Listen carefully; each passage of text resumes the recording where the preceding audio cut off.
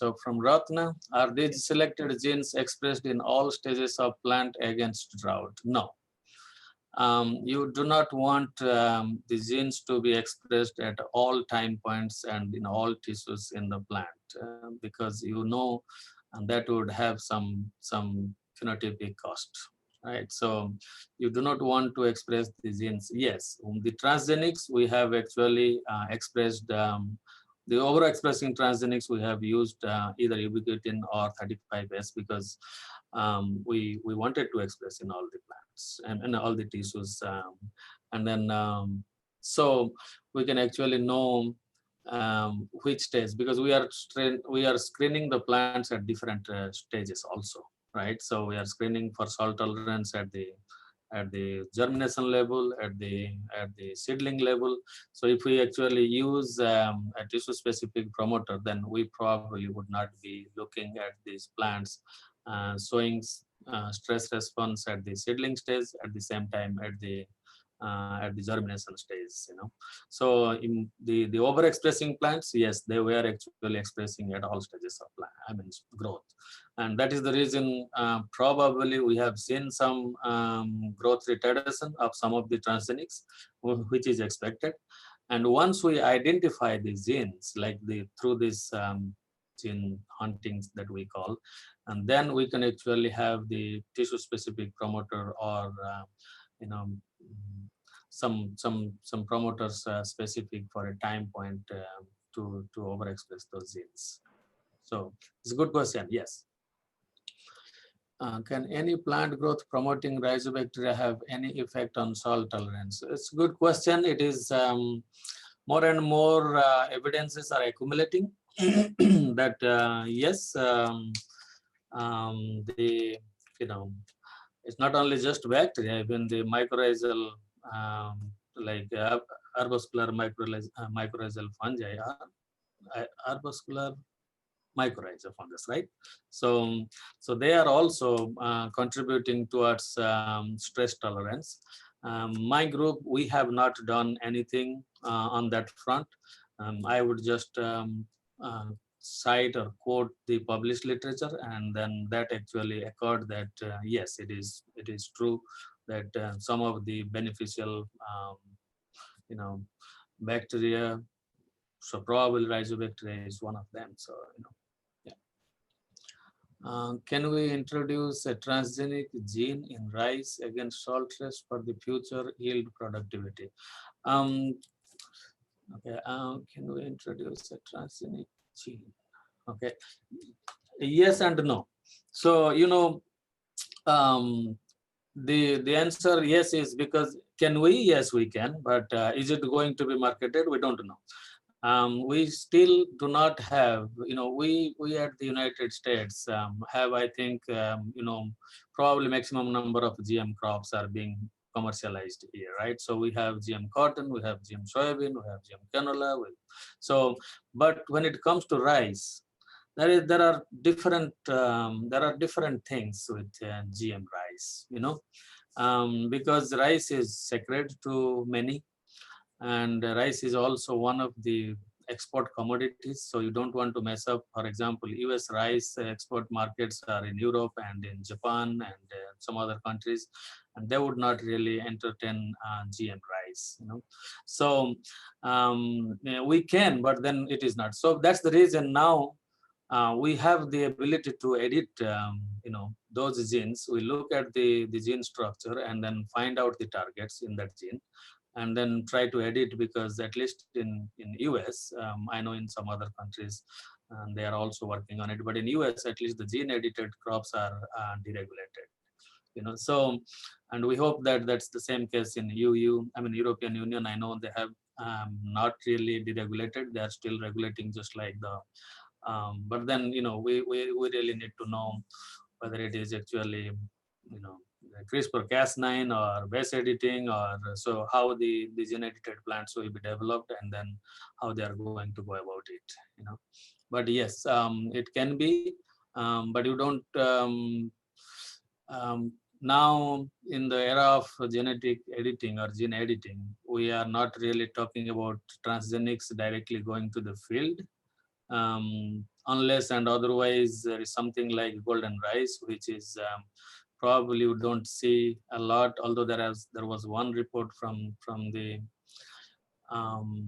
Pam Reynolds group that they have edited some genes for producing golden rice or the beta carotene rich rice by gene editing.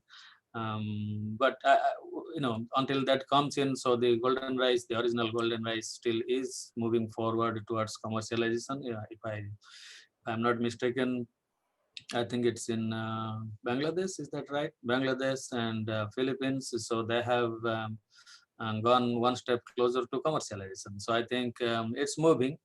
That was a very special case, and then it should have been long time, but then finally we are happy that it's moving. But when there is an opportunity for going for gene editing, then we must and we should, because that's free, and then that's safe in terms of regulatory restrictions, So but you do not want to use the transgenics just for producing developing a product, because gene editing is also a process which involves transgenic technology, right? So the technology per se is transgenic, right? You still transform the plant and you still produce, but then the product is just not transgenic. So you would use the transgenic technology to validate the function of a gene, and then you can actually know that yes, this gene is actually doing something better, and then you look the structure of that gene in susceptible cultivars, and then see what are the target areas of that gene that you would like to edit, and then what strategy you would be using for that editing. In the transcriptome analysis of quartet, which genes are showing differential expression? Okay, yeah, I did not present that one, definitely. So, but we looked more of the functional screen part, I can tell.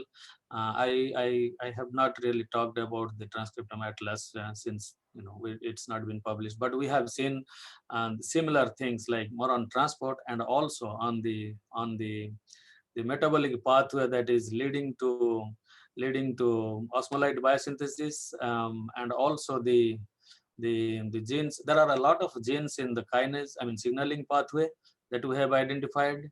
So again, once we make a concise list of those genes, I would not be able to direct my answers to that particular question.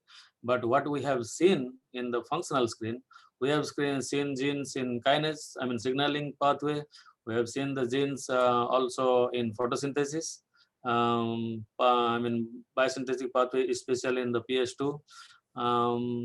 So yes, the genes are all over. So it's not just only a specific pathway, but again, it is looking, when you are looking at actually the tissue tolerance, we are actually looking more to the antioxidant pathway and then the osmolyte pathway, but when we are looking at something different, the root growth, then the pathways are different. So that is the reason I told that it's not just only one or two genes involved in just making a plant tolerant. So even if I am overexpressing one gene, it's still interacting with the genes that is already there in the rice to have that effect. It's not just that I can say this particular gene is actually just a master regulator.